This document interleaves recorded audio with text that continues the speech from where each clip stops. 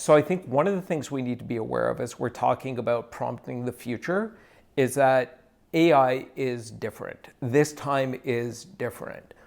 Many people are having discussions about AI and the changes it might bring, rooted in the sanitized stories of the past of how other technologies have played out and the effects they've had on society. But what we need to remember is that when we look at the past, we wrap the past in stories to help us understand. It's been sanitized, it's been made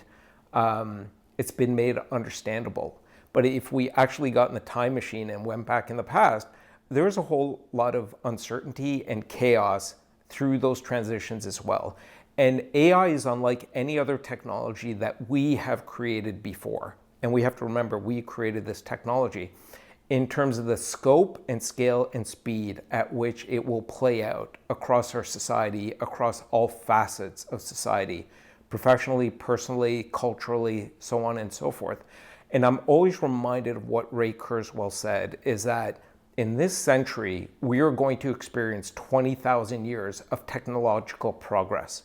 We are not biologically or culturally built for that.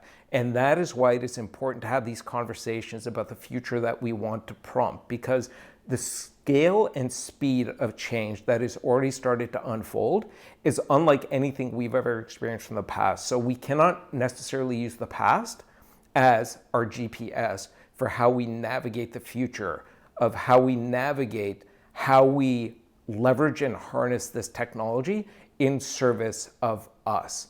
So those conversations about how we prompt the future, what we want the future to be, are critically important, and we all need to engage in those conversations as individuals, as organizations, as communities, as countries.